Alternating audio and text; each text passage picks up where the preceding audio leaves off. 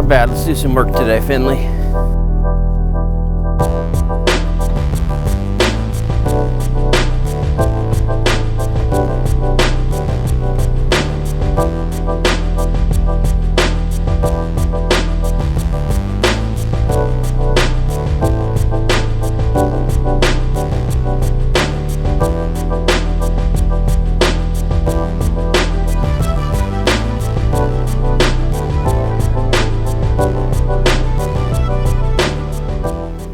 Smile for the camera. You're being filmed.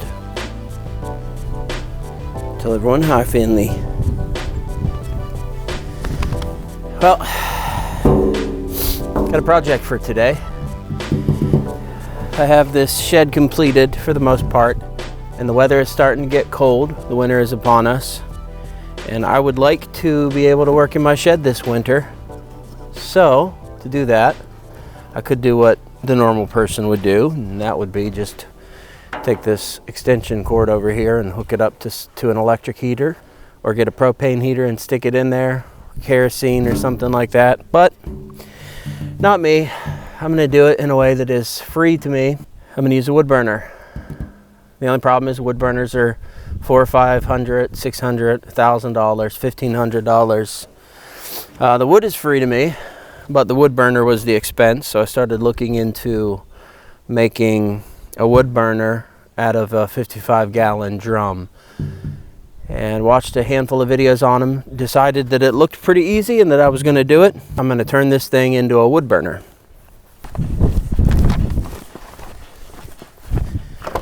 Thank you for the help, Finley.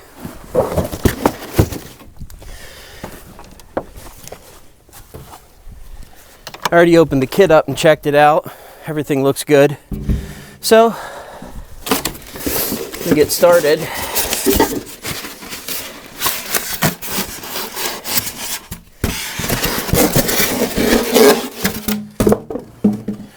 There's your legs for the bottom.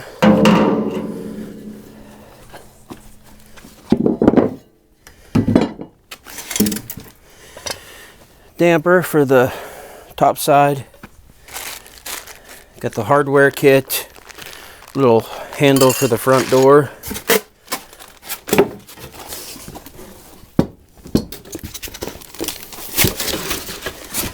And the most important part,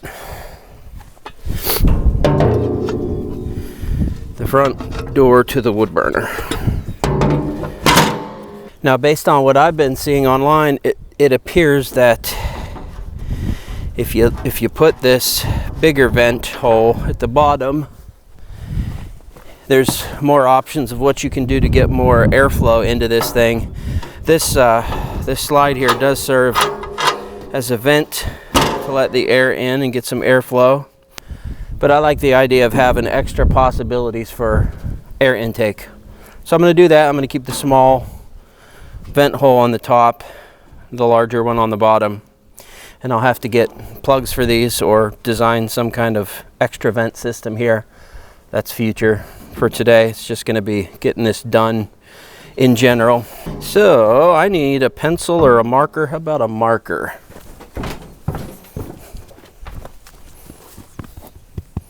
It's not to eat. He's a dog. He thinks everything is to eat. Get out of my way. This should work. And I think that looks good, so we're gonna make our inside cutout, and then we're gonna dot all these holes so that I know where to drill. Sorry, I'm a lefty. You can't see what I'm doing.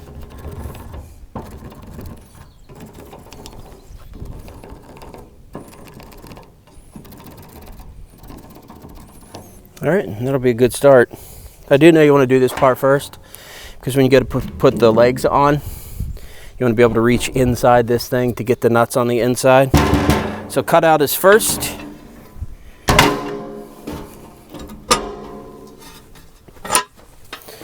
Put that right there. We'll need that again. All right, I think I'm going to use a jigsaw to cut this. And of course I'll need to get some drill bits and get me some holes started here first.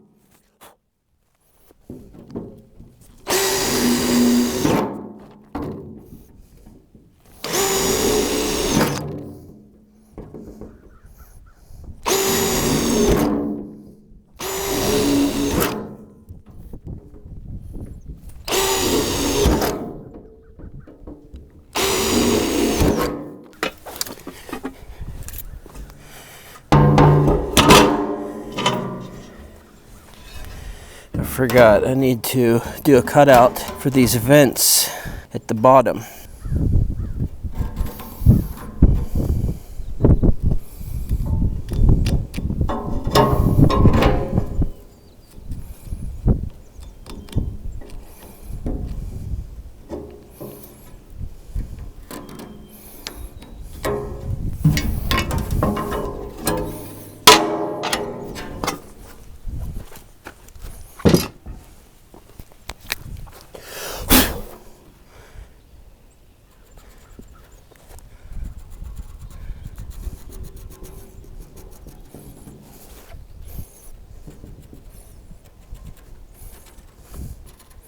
Now that part I am guessing on, but that's covered up with that bottom flange, so that don't matter.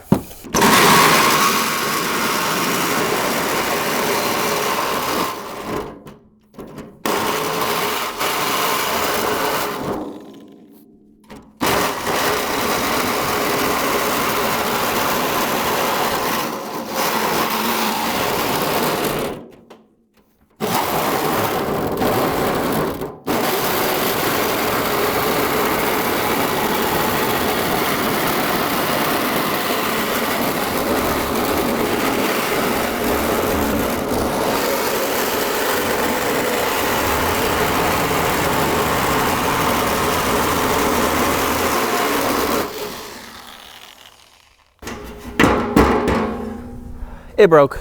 That's all right. I got plenty more. Gotta take these corners a little slower so I don't kill any more blades.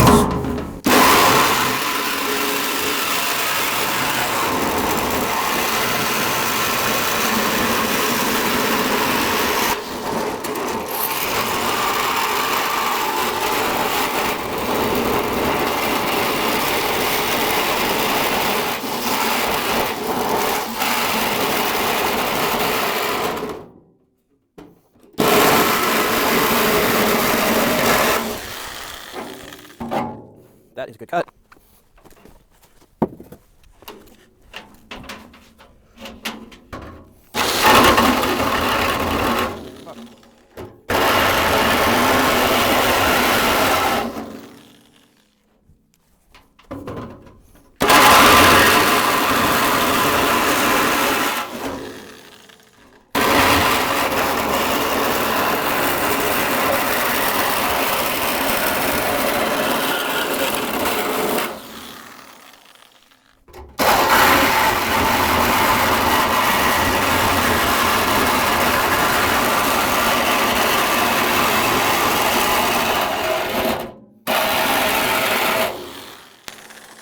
Beautiful, I think. Oh, let me take these off or I'll be talking loud. Yeah, I think it's gonna work great. See if my screws fit. Yep, as long as I got them cut right. I did see online that you don't want to over tighten these nuts and bolts because they strip easy. So I'm not gonna go crazy with it. It doesn't have to do much. It's just gonna hold this thing together. I'm gonna start with the four corners, go from there, and I'm gonna be very careful not to drop any of these nuts in there because this thing's not cleaned out yet. Now at some point, and I'm not going to do it today because I just want to get this thing together and burn it off. You do its initial burn off outside here, but eventually I do want to come back and grind this inside edge down a little bit because it is sharp. I'm going to have to be careful with that working, that I don't cut myself up. Those edges can be pretty nasty. And eventually, I will come back and do that. I seriously will. I don't know if you're like me, I put a lot of stuff off. I say I'm going to come back and do stuff and then I don't end up doing it. This I really mean. I'm actually going to do this. Probably.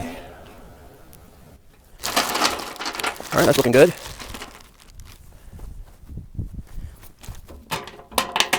And now that I got the line up right, I'm just going to put the rest of these on in any order. When I tighten it down, I'll tighten it down to the 4 corners first. By the way, I did see a guy that made one of these and actually used it in his house for quite a few years with no problems. I know if you're going by code, that might not be allowed, but if you were in a situation where you just absolutely needed heat, that would be a lifesaver. The electric goes down or power company cuts your power.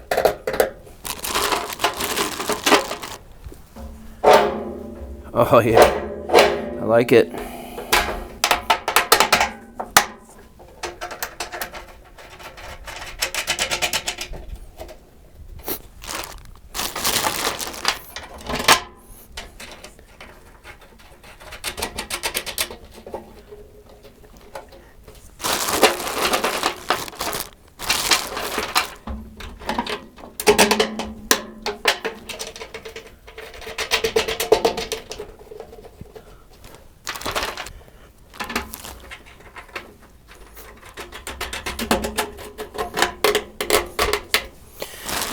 All right, I gotta tighten those, but those are all on and it looks really good.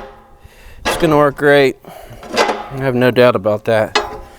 By the way, this kit to turn this 55-gallon drum into a wood burner was $59 at Rural King. $59 here in the Uniontown, Connellsville area. And then this drum itself cost $7. I could have got one for $5, but this was a food grade one and I didn't want to have to worry about cutting into something that had chemicals in it and then burning off chemicals. I just didn't feel as comfortable with that. So, you know, $59, $60 plus $7, $66, $67 is what I paid for this total to have a wood burner in there. Now it's time for the legs. I think I'm gonna go ahead and put the first one on. To do the second one, I'm gonna have to actually take this barrel and set it in here, set it up on this leg, put the other leg up underneath it, and then just make sure it's sitting even and mark it where it's at, and then move it and cut and drill the holes for it. All right.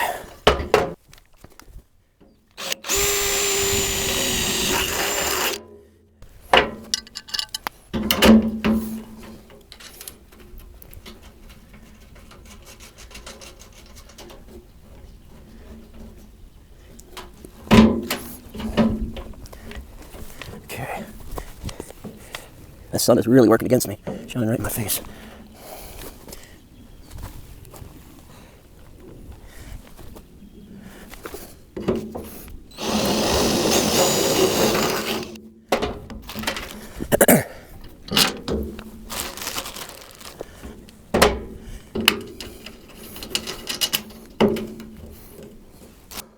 We're gonna try it.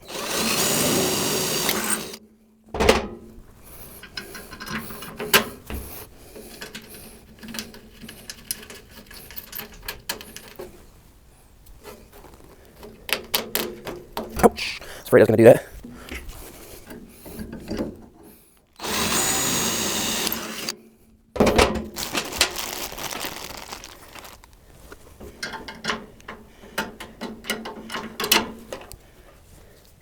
Get that on there so my marker don't dry out.